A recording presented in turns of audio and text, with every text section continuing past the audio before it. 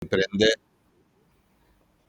que quiere emprender Milei con esta cuestión de la que llama la batalla cultural y una lectura un poco oblicua de Gramsci, creo que hace. Creo que no sé cuántos políticos argentinos en la historia Claro, nombraron tanto a Gramsci como lo nombra Milei, pero bueno, esa es otra cuestión.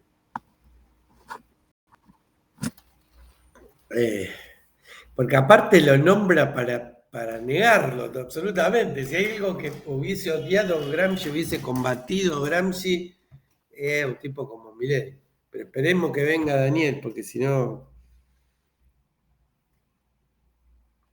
él fue el que hizo la pregunta.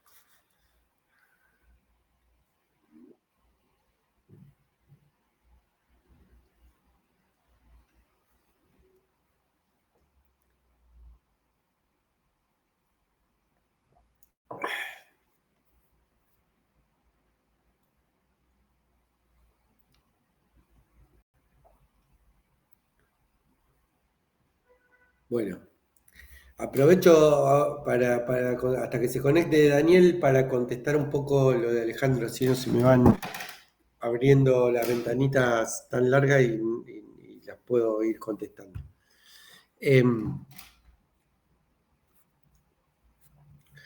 A ver, la idea de que un Estado está lleno y es una estructura absolutamente dependiente es una idea que no se condice con la lógica del Estado, ¿no?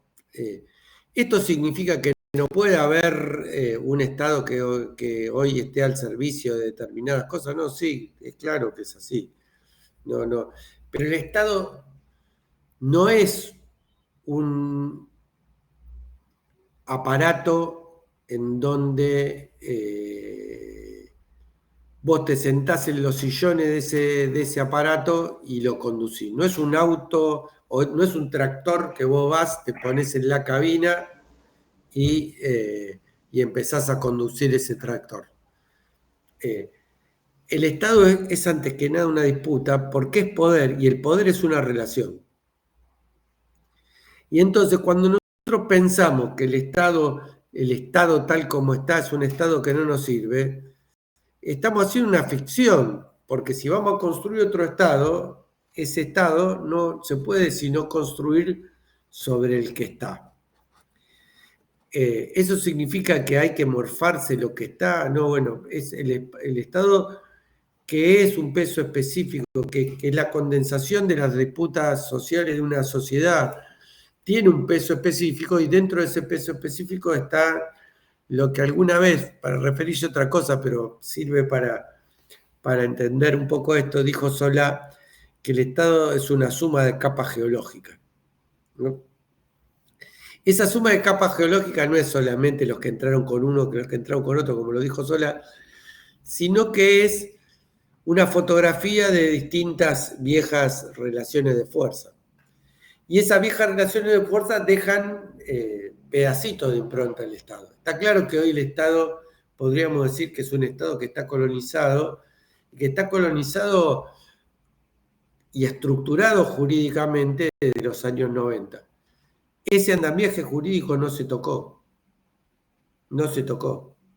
Hoy todas las leyes de presupuesto giran en torno al Ministerio de Economía, tal como la ordenó Cavallo en su momento, cuando era el mega ministro de Menem. Es decir, hay toda una estructuración del Estado, y digo esto de presupuesto porque la guita es un lugar, es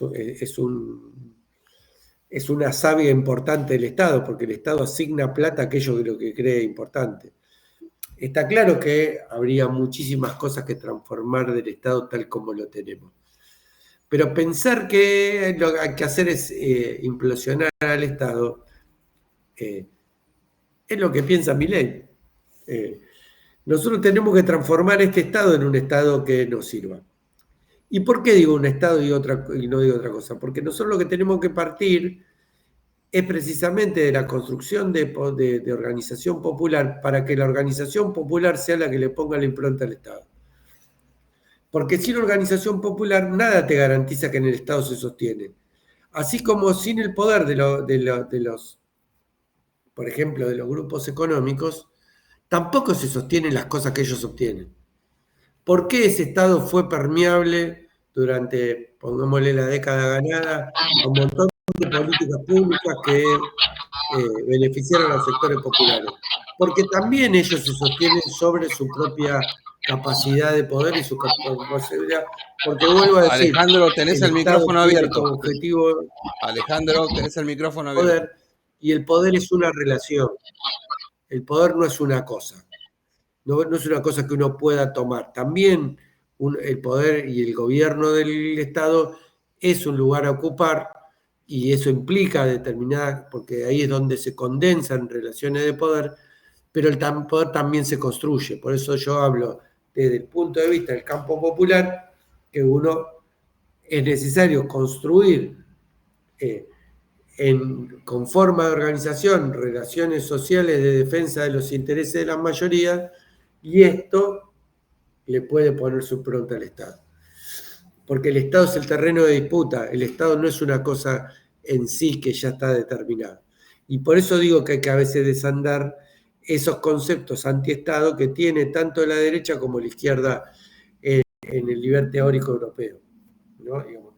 Y me parece que quizás eso es lo más interesante, el aporte más interesante a la cuestión del Estado que ha hecho históricamente el peronismo tiene que ver con eso. Igual este es un tema que vamos a retomar hacia el final de la materia cuando veamos una conceptualización del Estado. Yo estoy adelantando, estoy expoliando, como dicen los pibes ahora, cosas que tienen que ver con lo que va a venir después, ¿no? Pero digo, hoy que nosotros, que ese Estado es puesto en cuestionamiento, desde los posmodernos a los posmarxistas, desde los liberales a los recontra ultra liberales como Milei, cuestionan, si tienen un punto en común todo, es que cuestionan el Estado. Cuestionan que el Estado pueda transformarse en una trinchera de poder para los sectores populares. Y me parece que está bueno hacer ese ejercicio de pensar qué es el Estado para ver si realmente esto es así o no es así, ¿no? Pero hace un rato, no sé si eso quedó claro con Alejandro, pero además me parece que, y con esto termino con lo de Alejandro, si nosotros hoy creemos que el Estado está solamente permeado por el imperialismo norteamericano, estamos equivocados. Porque no solamente porque existen otros actores que tienen sectores del Estado laburando para ellos, desde chino hasta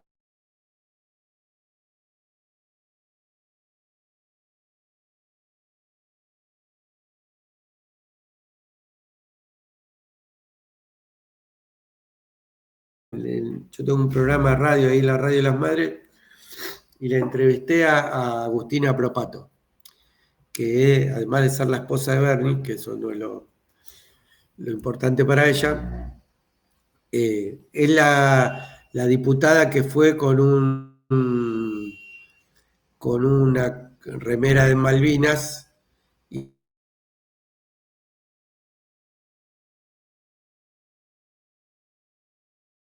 Diga a Marce que apague la cámara y solo hables, porque se ve que se congela porque tenés la imagen.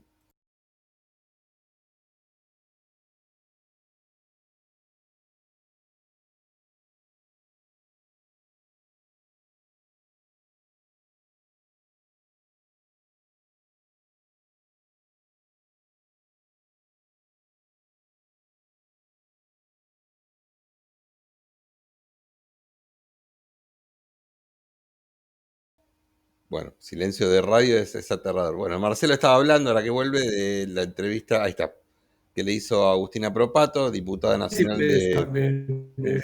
Yo te dije y te quedaste, perdón, fue error mío, te dije, te quedaste sin cámara y sin imagen.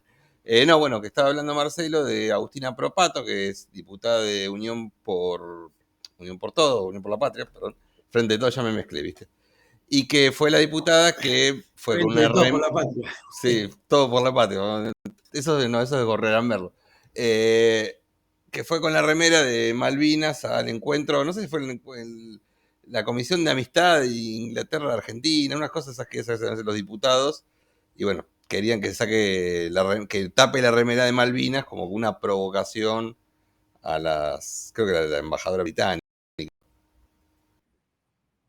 ¿Sabés qué? Lo más grave es que lo que me contó ella es que de todos los otros diputados chupaculo que había de los ingleses, digo esto para ver lo de la fuerza del lobby inglés, ninguno le planteó una cuestión sobre Malvinas. Lo de la remera claramente fue una provocación, ella fue y hizo su pequeño acto, digamos, de rebeldía y de dignidad al mismo tiempo, que ninguno de toda la conversación, una conversación con los diputados, ¿no?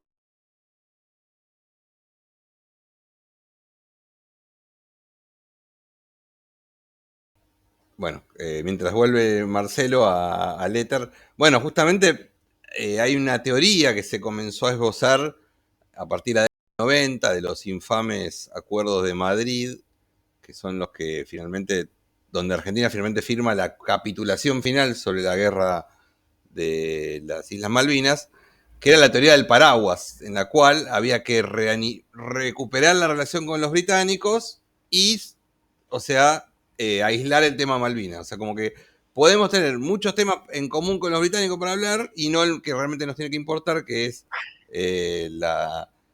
nuestra soberanía, legítima soberanía sobre las islas del Atlántico Sur. Ahí, Marcelo.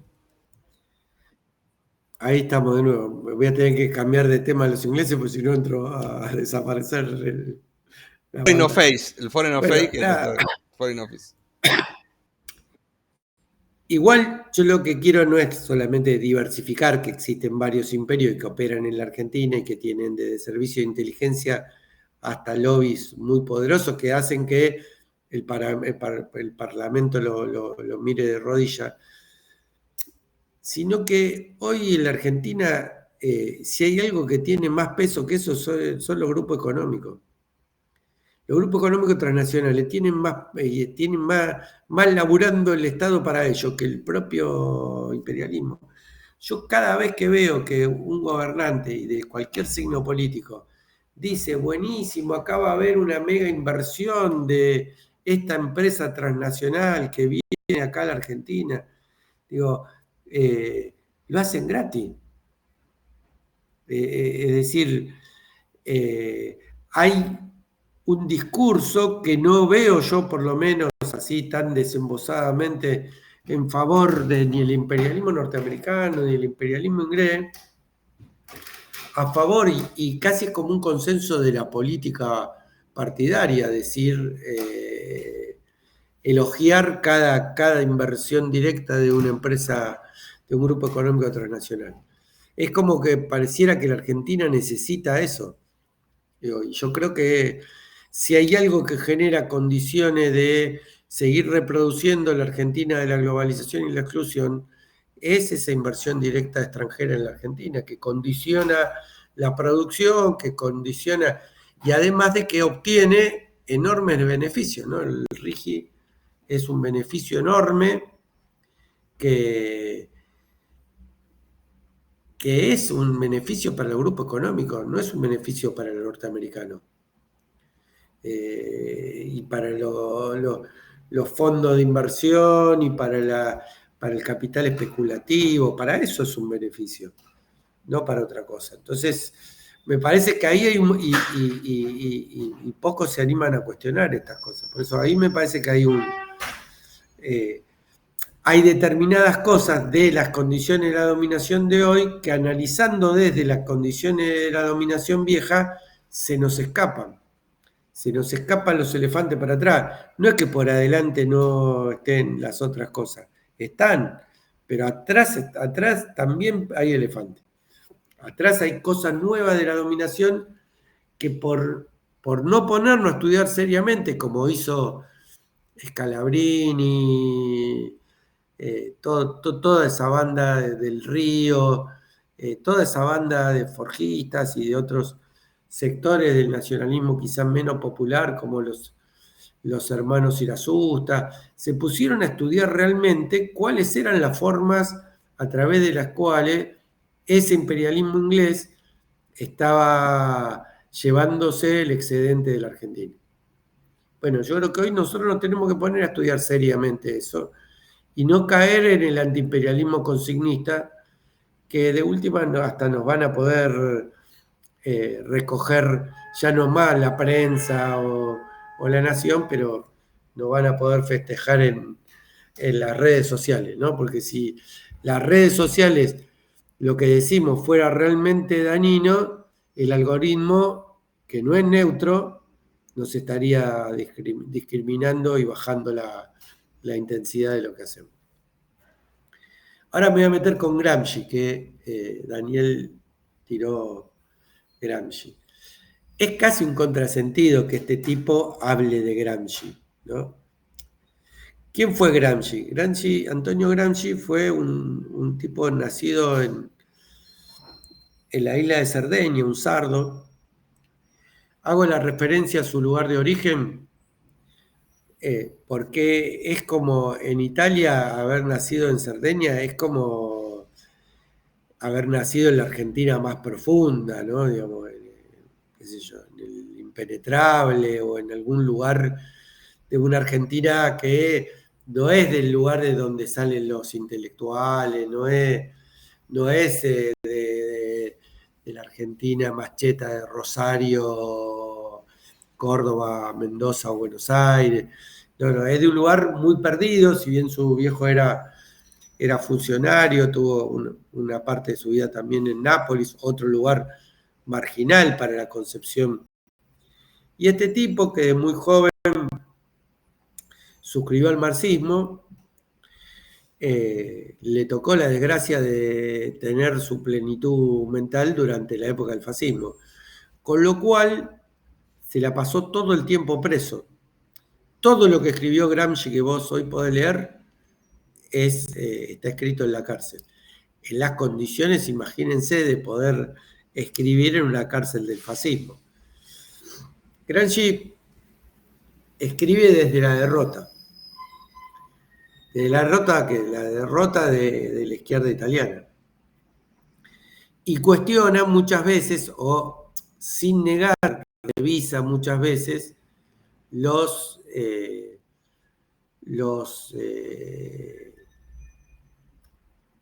dogmas, por llamarlo de alguna manera, del pensamiento marxista-leninista.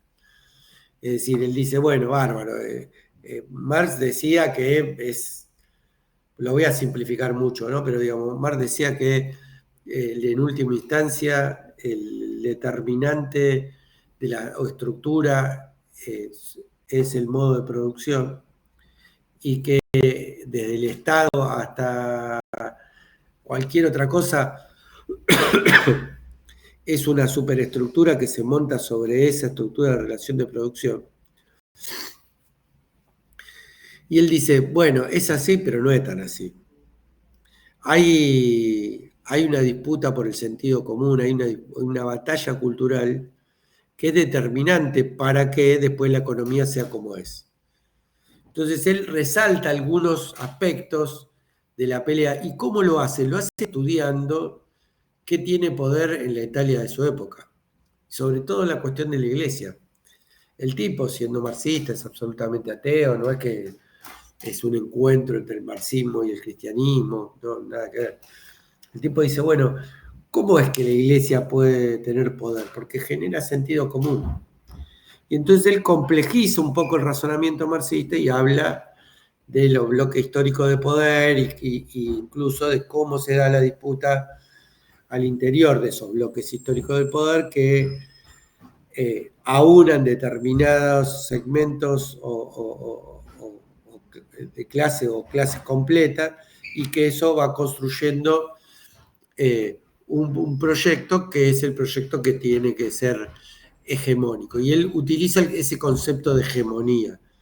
Antes, en el marxismo hasta Gramsci, la pelea parece como muy binaria, ¿no? Digamos, están como la burguesía y los proletarios, lo que son funcionarios de la burguesía y lo que son funcionarios del proletariado.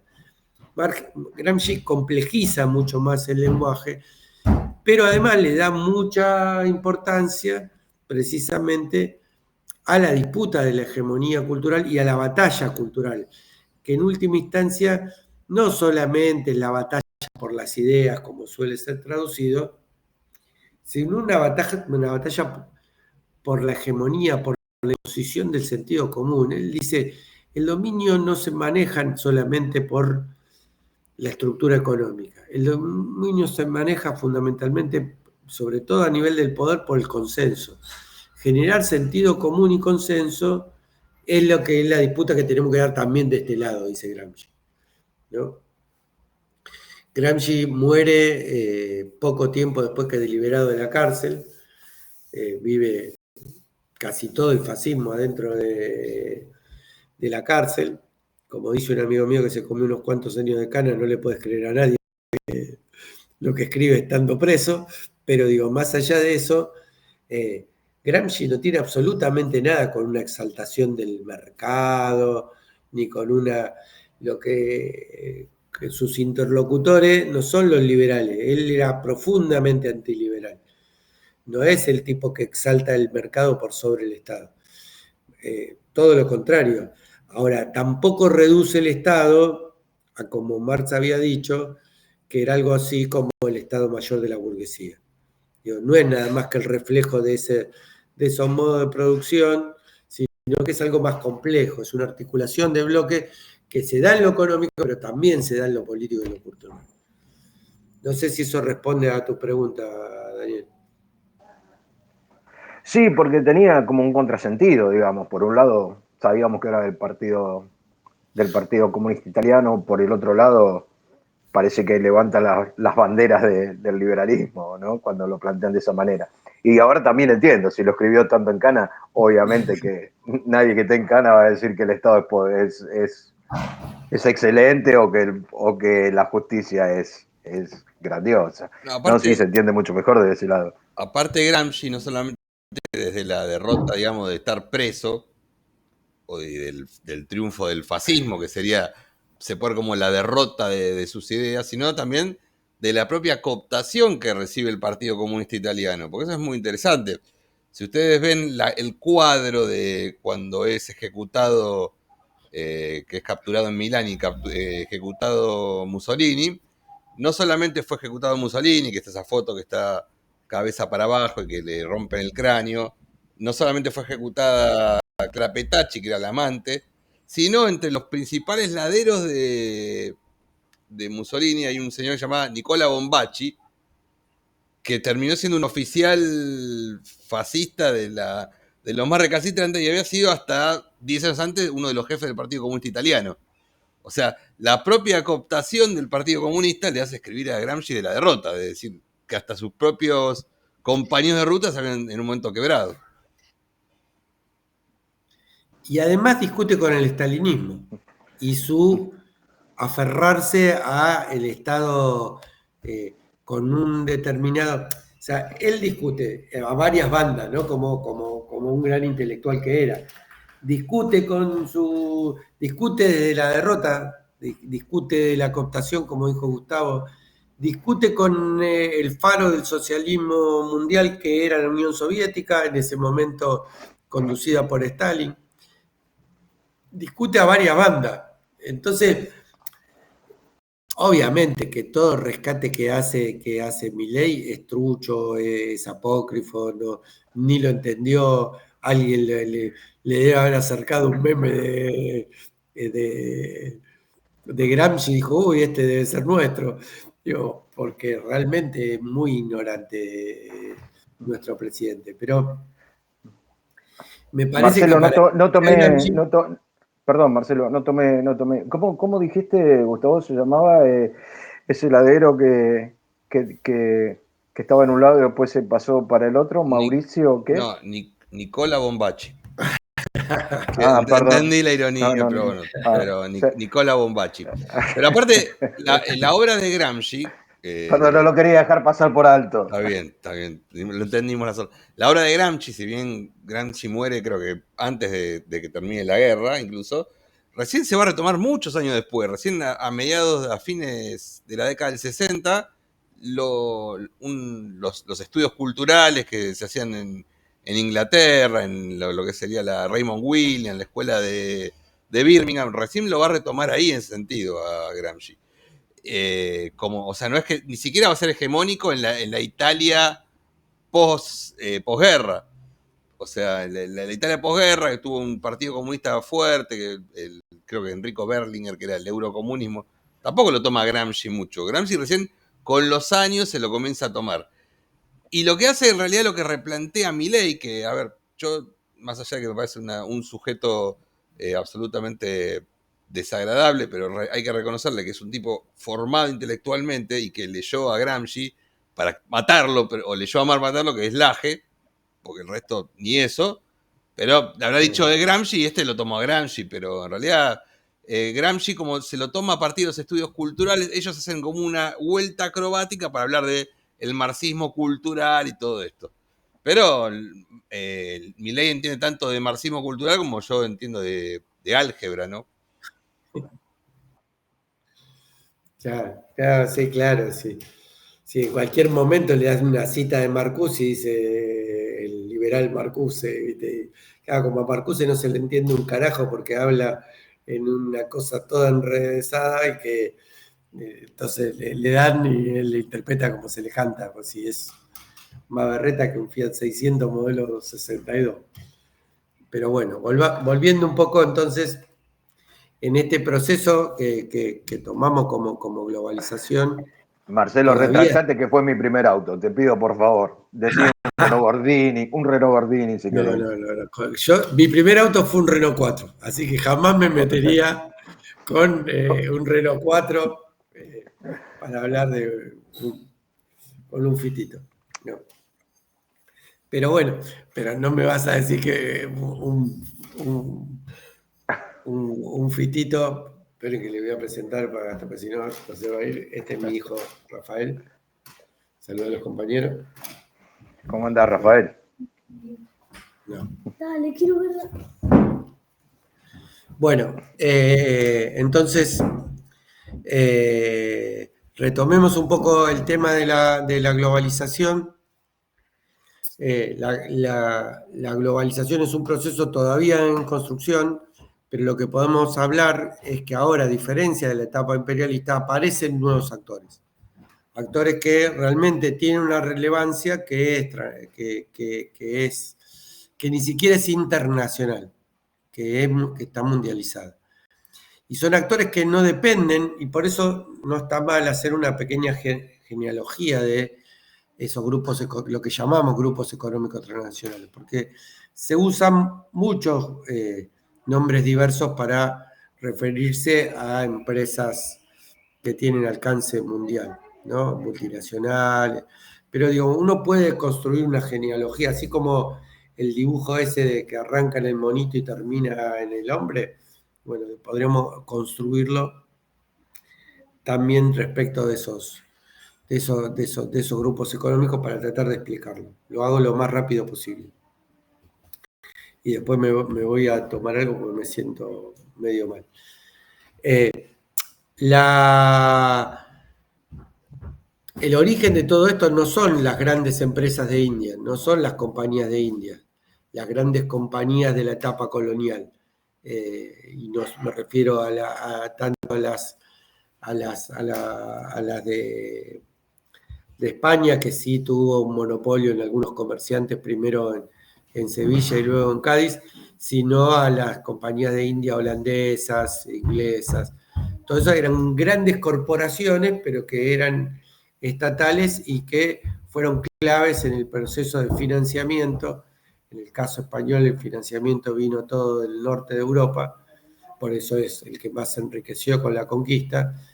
y en cambio esas grandes compañías permitieron el financiamiento y el aprovechamiento después comercial del vínculo con las colonias de los países del norte de Europa.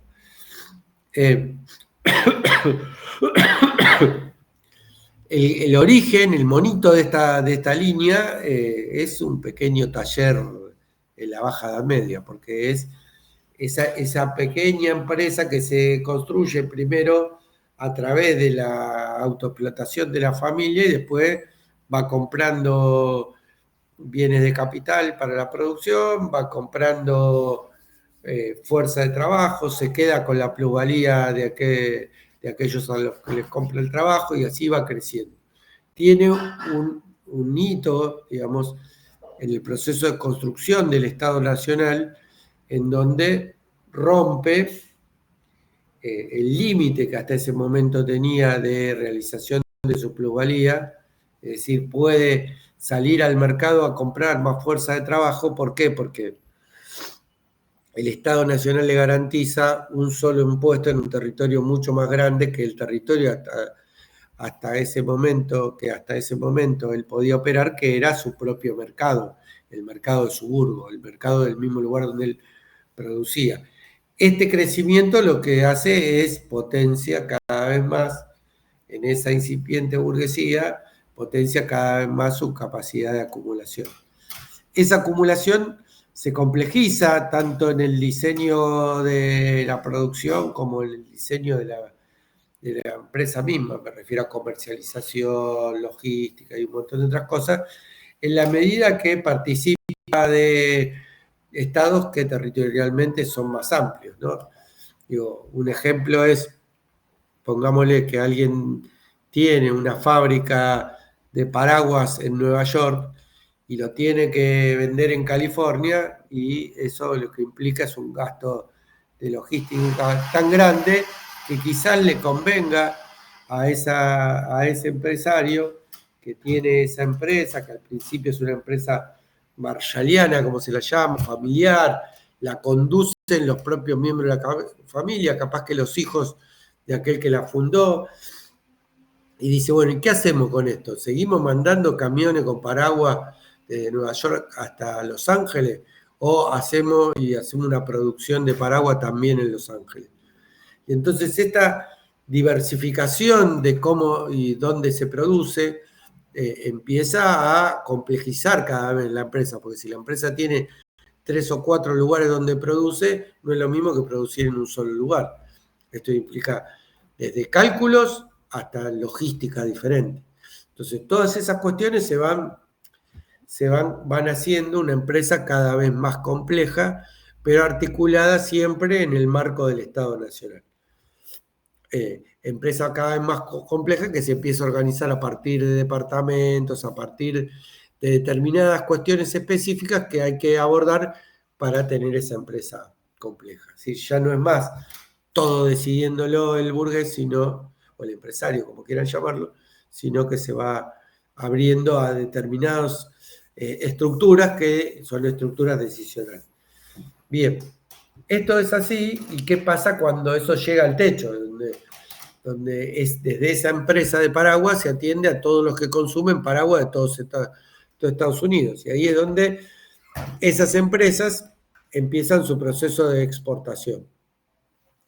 Empiezan en arreglo con el Estado, y esto es lo que estudiaron los clásicos de la izquierda en el imperialismo, a partir de medidas proteccionistas que defienden a la industria de un Estado frente a la producción de otro Estado, se agrega al plusvalor que gana la burguesía a partir de la alienación de los trabajadores de lo que producen, se agrega una tasa de sobreganancia que tiene que ver con aquello que le impide entrar a una producción de otro lado y no que está dada solamente por el precio de venta en el mercado interno. Y esto a su vez le permite financiar aventuras imperialistas, aventuras de colonización, aventuras en donde le imponen a terceros países el consumo de materia de materias manufacturadas, producidas industrialmente, en esos países imperialistas.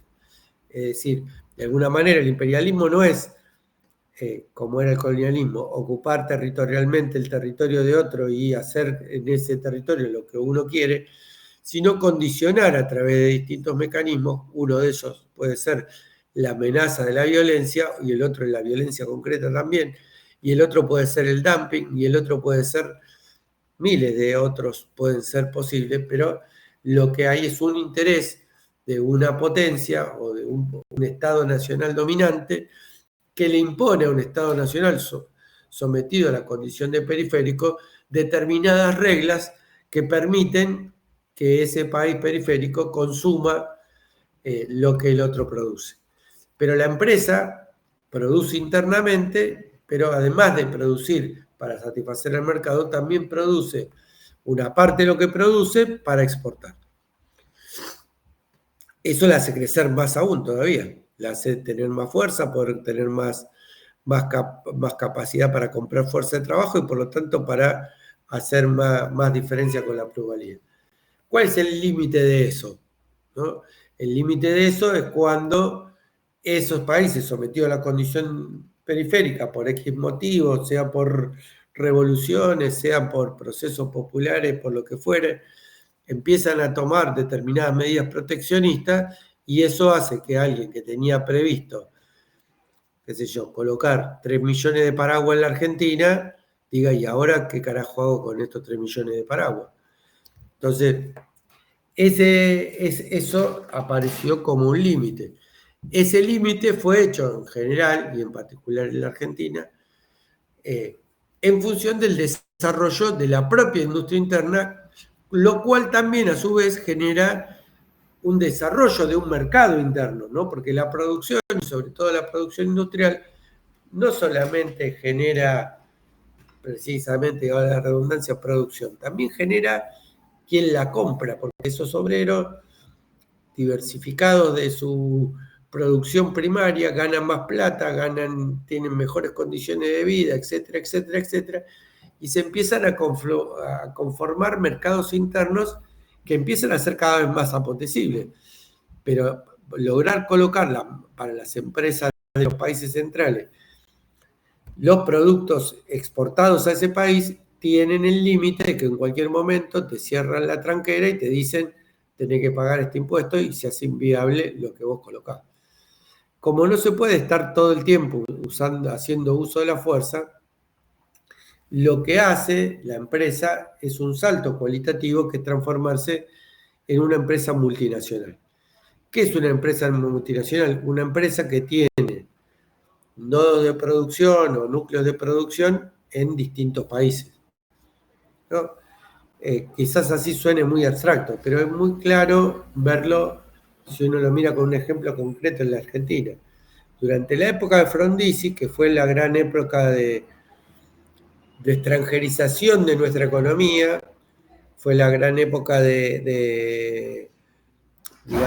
también del cambio de la dependencia mayoritaria respecto de los ingleses, y una dependencia cada vez más creciente respecto a los norteamericanos en términos económicos. Durante esa época se instalaron en la Argentina las grandes productoras automotrices. Renault, Chrysler, Chevrolet, todas esas empresas vinieron a la Argentina. ¿Por qué vinieron a la Argentina? Y porque había dos condiciones fundamentales que les hacía que sea un negocio venir a la Argentina.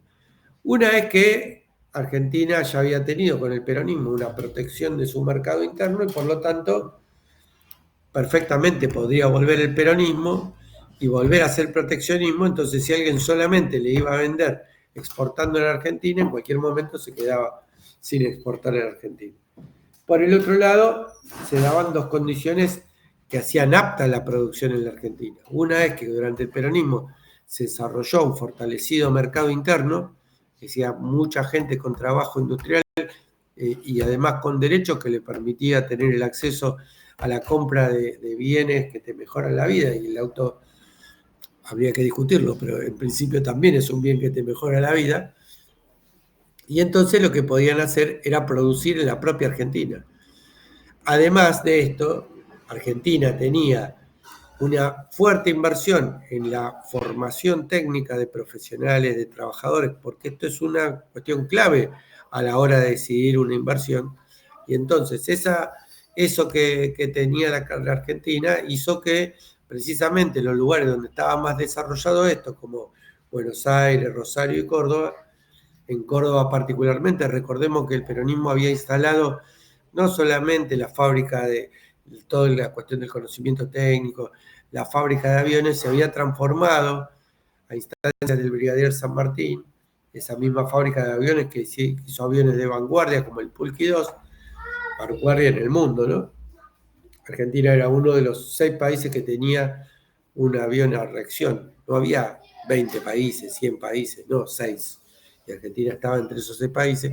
Se transformó, digo, a instancia del Brigadier San Martín, en las industrias metalmecánicas del Estado, IAME. Esas fueron las que hicieron la moto Puma, esas fueron las que desarrollaron el prototipo de lo que después conocimos como el rastrojero. Es decir, había todo un desarrollo, esas fueron las que proyectaron y construyeron el auto justicialista, que no llegó a producirse en serie. Sí hicieron las motos Puma en serie.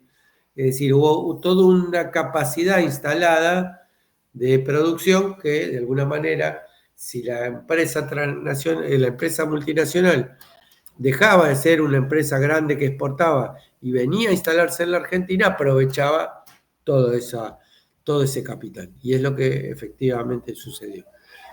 Ahora uno dice, bueno, esto es lo de la situación en la que estamos hoy. No, el Grupo Económico Transnacional es como un escalón más en la evolución, que es cuando esos grupos económicos transnacionales, independientemente de su origen, dejan de producir determinadas cosas en sus matrices centrales, dejan de pensar desde la lógica de sus matrices centrales y empiezan a pensar al mundo desde sus propios zapatos.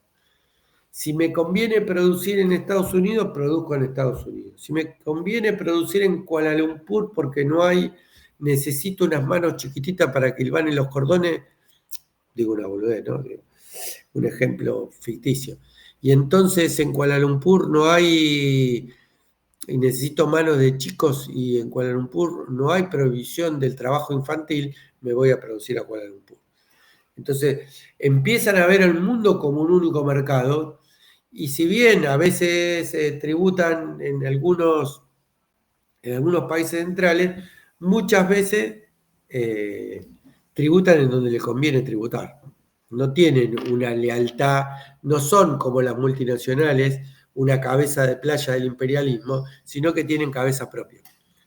Y se autodeterminan y negocian, a veces incluso en contra de los intereses de los propios países de origen. Yo no sé si ustedes se acuerdan, pero Trump en un momento, bien a su estilo, digamos, autoritario e impresentable, apretaba por Twitter a las empresas para que se vuelvan a radicar en Estados Unidos y vuelvan a producir en Estados Unidos.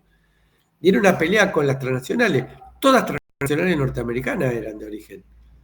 Pero los tipos decían, ¿por qué voy a producir en Estados Unidos si a mí no me conviene? Salvo que me pongan impuestos para lo que yo vendo en Estados Unidos, entonces capaz que me conviene producir en Estados Unidos, me cambia la ocasión. Pero lo que nos muestra ese hecho es que esos grupos económicos, si bien tenían origen, no tienen ninguna lealtad hacia el suelo que las vio nacer. No son como esos grupos, como esas empresas conformadas por burguesías nacionales que sentían que tenían un rol en la cuestión nacional y en la conducción del Estado Nacional. No son como esas empresas multinacionales que a través de royalty y otros mecanismos mandaban todas las ganancias para sus casas matrices en los países centrales, sino que empiezan a tener construcción y cabeza propia. Y entonces empiezan a ver el mundo como un único mercado en donde cada estado en todo caso puede ser un segmento en el cual hay que analizar, en el cual se suman un montón de variables. Una es la proximidad de un gran mercado, otra es la proximidad Otra es qué tal organizada o no está la clase obrera, cómo son los derechos laborales, porque todo eso para una empresa es guita, ¿no? Digamos. Y todos esos cálculos los hacen. Digo, de hecho, nosotros todavía en esta cosa de la lectura vieja, cuando hablamos de Techín, parece que habláramos de una empresa nacional. ¿Alguien sabe dónde está radicada Techín?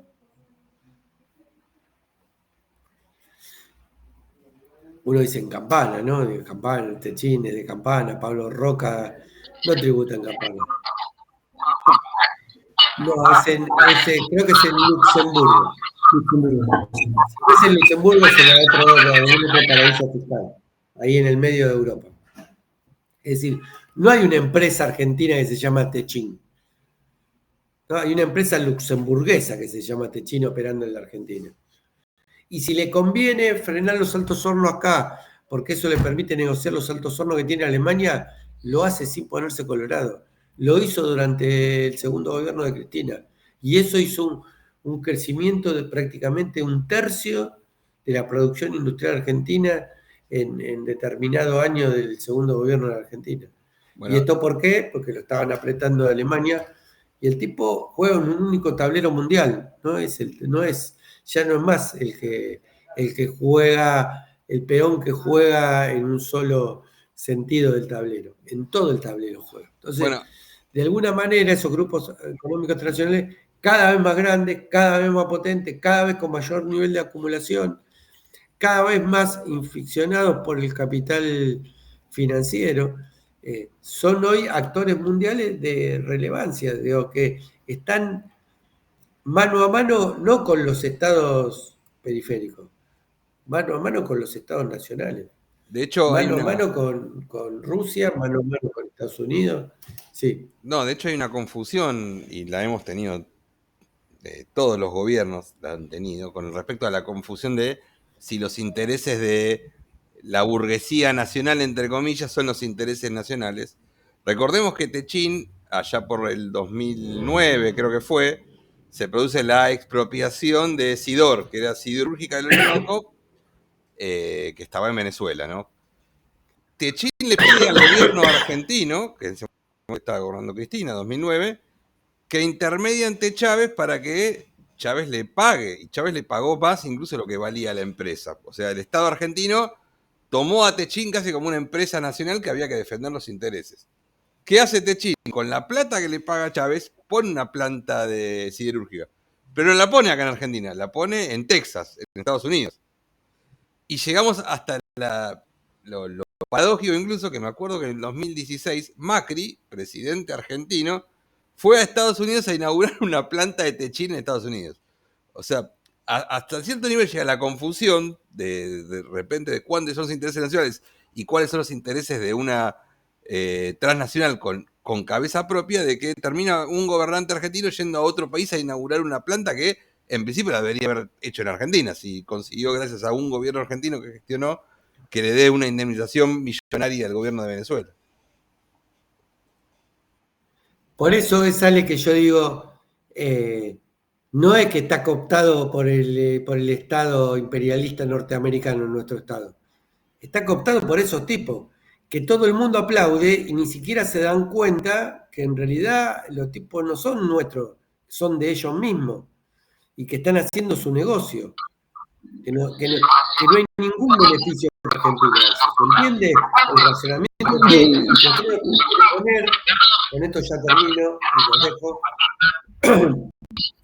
Nos tenemos que poner a pensar real y seriamente cómo entendemos cómo hacemos, para citarlo a Perón, que la manguera en vez de estar apuntando para afuera esté apuntando para adentro. ¿Cómo hacemos? La Argentina no es un país pobre, no es un país que no produzca capital, no es un país que no... La Argentina tiene de todo y tiene una riqueza tremenda. La discusión es cómo se la están llevando, ¿no? Y entonces, acá es donde me parece que todos, y acá no me refiero a lo que vos decías, perdón que te tomé de ejemplo, pero digo, nuestra dirigencia política es incapaz de ver esto. Es incapaz de discutir esto, es incapaz de pensar que hay un drenaje y piensa que la Argentina el problema es un problema de que no produce dólares. ¿No? Me parece que ahí hay una discusión recontra profunda y que la tenemos que hacer pensando, e incluso también pensando, rompiendo algunos otros moldes, ¿no? Digamos, para los que somos peronistas nos cuesta mucho romper el molde de la cuestión del Estado Nacional. Y yo digo, si nosotros pensamos de qué lugar podemos resistir a un grupo económico transnacional, de un Estado nacional de la dimensión del argentino, ¿es posible hacerlo? ¿No tendremos que configurar, como ya lo vislumbraba Perón, en una etapa continentalista, un instrumento de carácter plurinacional, pero que tenga una fuerza estatal de por lo menos de dimensiones sudamericanas?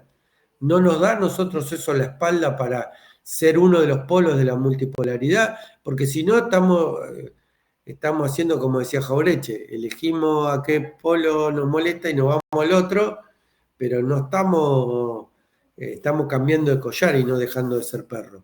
Pero para dejar de ser perro hay que profundizar y analizar la naturaleza del collar y la relación que significa tener un collar puesto, ¿no? Me parece que esto, en todo caso, cuando nosotros abordamos este tema de la globalización, nos estamos haciendo estas preguntas. Es decir, ¿cómo es la cuestión del Estado hoy? ¿Cómo vamos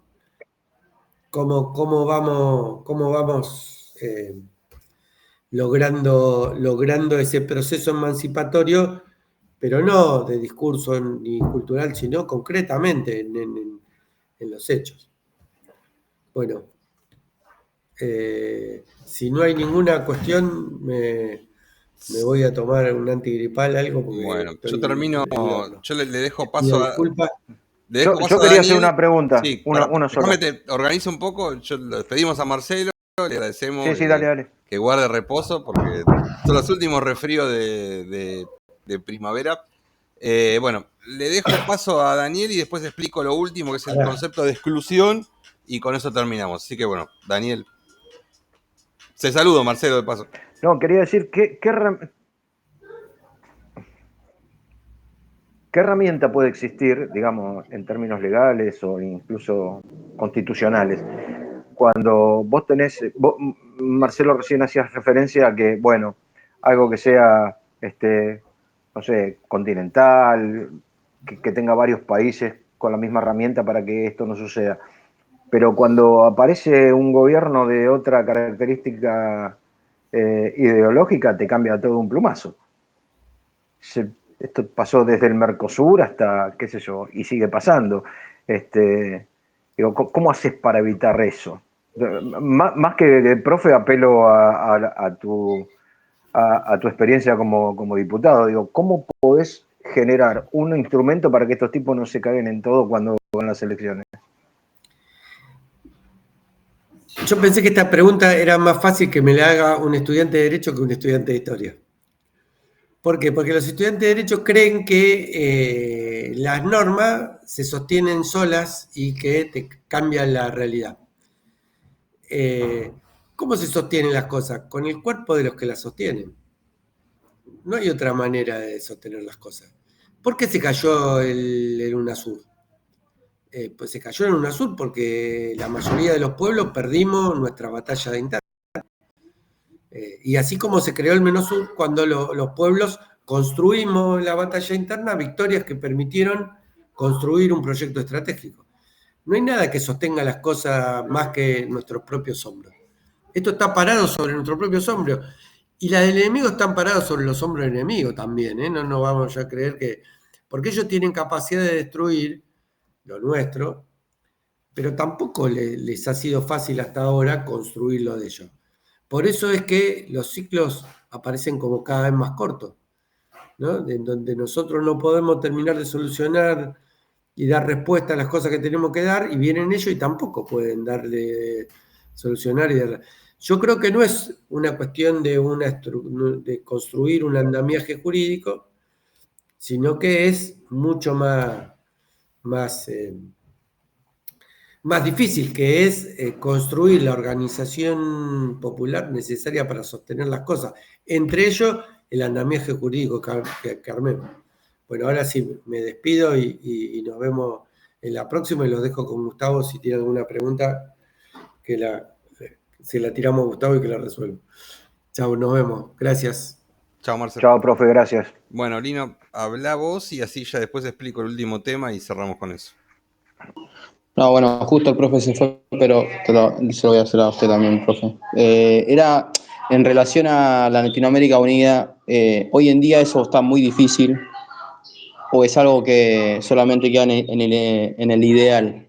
Uy, eso quería saber más que nada, porque cómo se ve todo ahora, cómo está conformado Latinoamérica actualmente con las políticas que tienen que ver de tendencia derecha, y el populismo está tirando un poco en algunos sectores, en el caso de Brasil.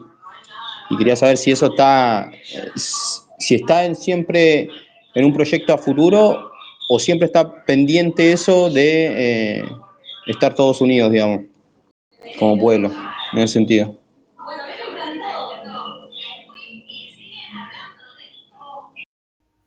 Gracias. Yo creo que la historia es permanentemente avances y retrocesos, curva y contracurva. O sea, daría la sensación de que cuando los gobiernos están sintonizando la misma línea política o el mismo sesgo ideológico, es más fácil o más difícil de poder buscar una unidad cultural y una unidad política, me parece. No necesariamente se ha conseguido eso a veces, incluso cuando los gobiernos por ahí en la década anterior coincidían durante mucho tiempo en una afinidad ideológica. Pero bueno, debería existir una política de Estado. O sea, yo a lo mejor hay países que tienen una línea más consecuente a lo largo de su historia de mantener un sostén ideológico más allá incluso del gobierno. No es el caso de Argentina. A ver, pongo un ejemplo de Brasil. Brasil puede gobernar la izquierda, puede gobernar la derecha de Bolsonaro, puede gobernar Lula. Puede ser que haya ahora un nuevo... Bueno, ya las elecciones de Brasil fueron un golpe bastante duro para Lula, aun cuando parecería que está haciendo un buen gobierno Lula.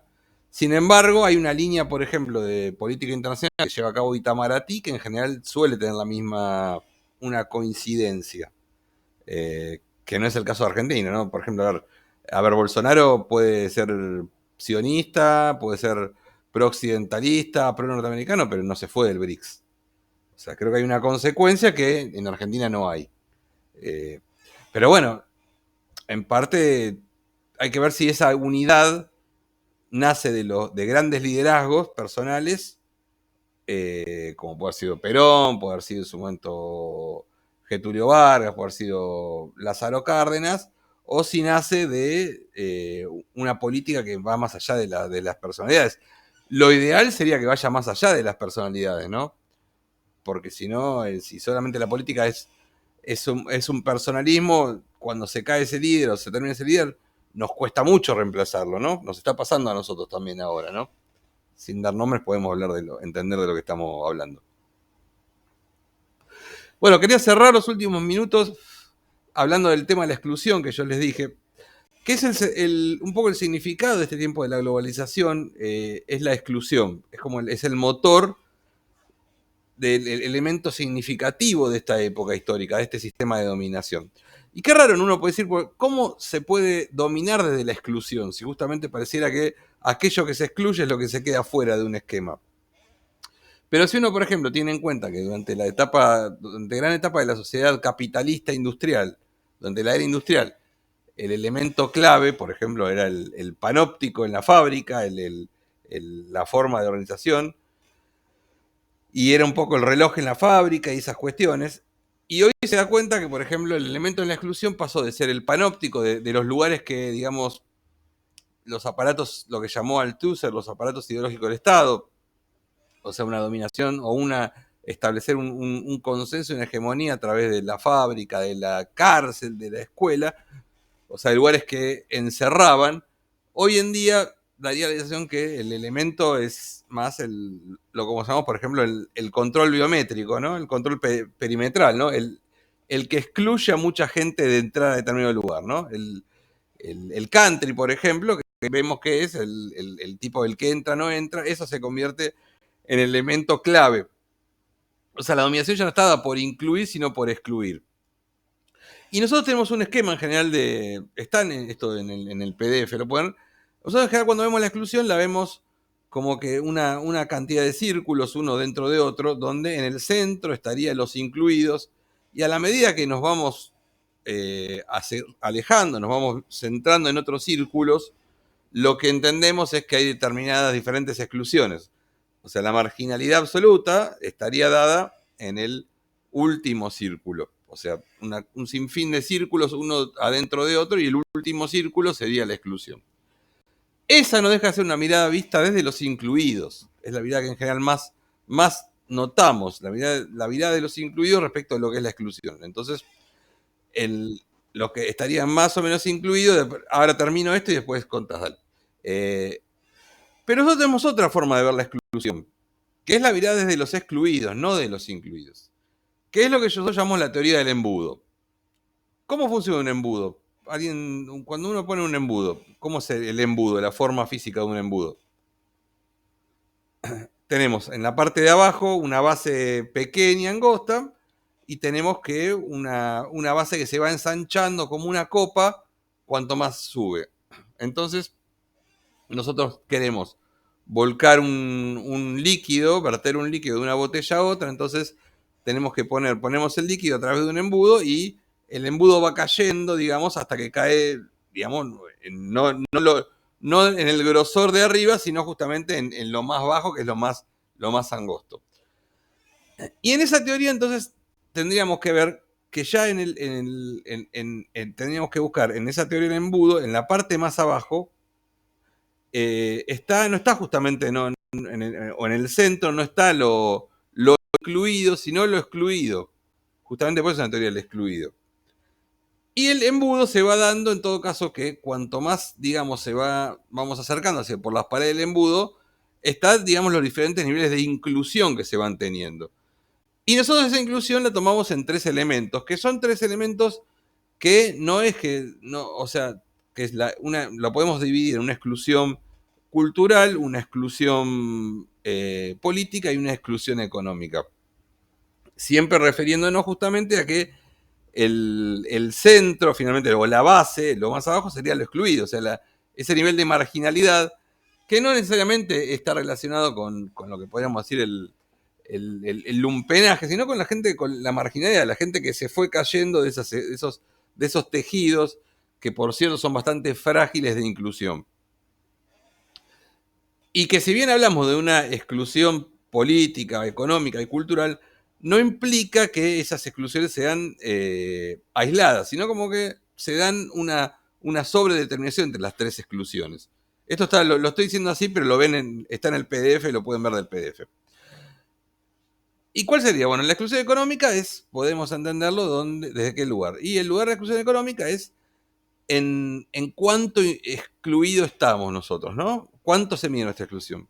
Uno podría pensar que los que todavía tenemos un trabajo en blanco, un trabajo registrado, el famoso mal llamado trabajo en blanco, el trabajo de empleo registrado, creeríamos que estamos dentro de la inclusión, ¿no? Ahora, es también una mirada un poco tranquilizadora que tenemos por demás, porque en realidad esa inclusión en la que estamos es bastante vulnerable. O sea, hoy podemos ver cuando sube, por ejemplo, sube la tasa de desempleo, por ejemplo, que se cree que puede llegar a 2 dígitos, no solamente es el tipo que se queda sin trabajo, sino es el tipo que por ahí tiene un trabajo en blanco, pierde ese trabajo en blanco y tiene que trabajar en un trabajo haciendo changas o en un trabajo precarización laboral, estaría dentro de esa parte. O sea, nosotros podemos decir, bueno, tener un trabajo en blanco, yo estoy incluido. Sí, bueno, pero ¿cuánta es la gente que puede estar incluida en realidad? En realidad somos muchos los que estamos ahí a punto de caernos a ese marginalidad. O sea, no es que estamos, o sea, incluido es muy poca gente que tenga.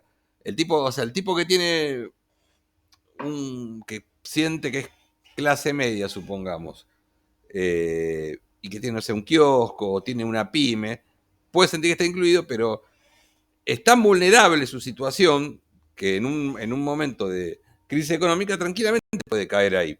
De hecho, hay un trabajo muy interesante que se escribió, un ensayo de sociólogos de allá por fines de la década del 80 en Argentina, que se llamaba Cuesta Abajo, que justamente planteaba los nuevos pobres como esa clase media que caía, sobre todo a partir del neoliberalismo, a partir de la erupción de las políticas de corte neoliberal en la década del 90, que caía de clase media a clase baja, incluso a veces hasta indigencia, porque quizás por su propia configuración de vida tenía muchas más dificultades, era mucho más permeable a caer digamos, en la marginalidad que por el tipo que sabía de alguna forma cómo apechugarle y cómo, digamos, salir adelante. O sea, el planteo de que si la clase media cae, probablemente caiga a una pobreza estructural, está planteado en ese trabajo que se llama Cuesta Abajo, que es muy interesante, creo que se puede buscar en PDF, leerlo desde ahí. O sea, un tipo que en los 90, en el año 80 y pico, por ahí tenía un pequeño taller, una fábrica de camisas, de repente, en un momento podía pasar que le abrían la importación, se caía de ahí, se caía económicamente y se iba directamente al sótano, ¿no? De hecho, había una leyenda, por ahí algunos se acuerdan, de los que peinan canas, decían que en las villas había una bandera que decía bienvenida clase media, porque justamente la clase media, por sus propias faltas de armas por ahí, digamos, para poder yugar la situación, caía estrepitosamente. Y le pasaba a mucha gente. O el tipo que tenía un trabajo por ahí en relación de dependencia y que lo echaban, le daban retiro voluntario y ponían un kiosco, se fundía con el kiosco y también se quedaba sin trabajo y sin la plata, ¿no? Bueno, eso fue muy común, sobre todo los que por ahí tienen algunos años pueden verlo. El otro sentido es la marginalidad política. ¿La marginalidad política qué es? Y es la anomia política. En ese sentido, la política, que sabemos que la apolítica es justamente el mejor caldo de cultivo para la aparición de la derecha, ¿no? Para aquellos que, a contramano que pensamos que la política es la herramienta que tienen los pueblos para salir adelante. Bueno, la apolítica o el desgano político, el escepticismo político, que se convierte en un elemento de marginalidad política. Si la gente es escéptica de la política, escéptica de la capacidad transformadora de la política, no de los políticos, sino de la capacidad transformadora política, eso va sumando en esa marginalidad política. Y el tercero, que es la marginalidad cultural. La marginalidad cultural es cuando llamamos vivir una cultura, vivir una vida que no es la nuestra, ¿no? El concepto de la alienación cultural, no la alienación en el sentido marxista, sino la alienación de no pensar de acuerdo a nuestra idiosincrasia, a nuestras tradiciones, sino algo exportado, algo importado, algo que no tiene que ver con nosotros, ¿no? Yo a veces me meto con... Bueno, yo soy muy clásico en la música, ¿no? Pero uno ve hoy todos estos grupos nuevos de música, o el trap, o el reggaetón, donde ve que se toman incluso hasta algunos yates culturales, yates lingüísticos, que no es algo nuestro. O sea, es una apropiación cultural de elementos de otro lugar, de Centroamérica, o de otras cuestiones, de otras culturas, y que no es vivir nuestra cultura, nuestra vida. Lo mismo con la alimentación, o sea, cuando vemos las cadenas de comida rápida, no tiene que ver mucho con nosotros. Es perder esa cuestión cultural, ¿no? El vivir no de acuerdo a nuestra cultura, sino a la cultura de otro, a una apropiación cultural. Lo que decíamos antes cuando hablamos de la globalización cultural, ¿no? El concepto de alienación, el cual nosotros... y voy a poner otro ejemplo. O sea, uno antes iba... Hace 50 años la gente podía viajar, uno viajaba a Perú, a Lima, viajaba a Buenos Aires, viajaba a París, viajaba a Roma, y cada ciudad tenía sus propias tradiciones, su riqueza arquitectónica, su historia. Y hoy uno va al centro de Berlín, o al centro de Lima, o al centro de Buenos Aires, y ve las mismas tiendas de Starbucks o de McDonald's que en cada lado. O sea, ya no hay mucha diferencia entre cada pueblo. O sea, alienación cultural es parte de esa marginalidad cultural, de no tener, de perder la idiosincrasia, perder la impronta cultural de cada pueblo, y que es parte de esa exclusión cultural también. ¿Se entendió? Bueno, o sea, ¿se entendió la diferencia entre ver la exclusión desde los incluidos y de los excluidos?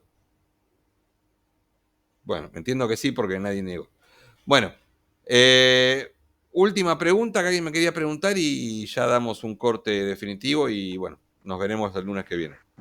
¿Quién me quería consultar? Yo te quería preguntar, Gustavo, yo lo veía desde un lugar más chiquito, no sé si también existe, porque pensaba, digo, bueno, una exclusión cultural, el pibe que va a bailar y le dicen flaco con esas zapatillas no estás. La exclusión económica, hay lugares que tomarte un café sale 40.000 pesos y no podés entrar, y hay una exclusión ahí. Incluso la exclusión política, vos vas a militar a algún lugar y te dicen flaco, este es el referente y no podés decir que no estás de acuerdo porque si no te tomas el palo. Digo, lo veo con un concepto chiquitito, pero cotidiano. ¿También existe? ¿Forma parte de esto que estamos hablando? A ver, sí, pero permanentemente hablamos de cosas que, o sea, uno es la teoría sociológica de la exclusión y otra cosa cuando uno ve los ejemplos, lo ven ejemplos permanentes, ¿no?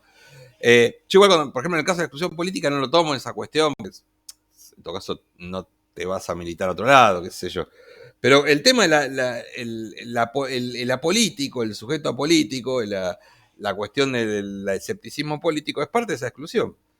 O sea, de dejar de entender la política como una forma de transformación. Si nosotros pensamos que la política son solamente políticos que chorean y se afanan en todo, la famosa casta, que creo que fue el discurso más efectivo que llevó a este gobierno, a este presidente a ser presidente, bueno, es justamente eso. La gente dice, no, las políticas son todo lo mismo, son toda una cagada, entonces vota un tipo que viene con una motosierra, saca la lengua y los ojos ahí inyectados de sangre porque va a romper con todo.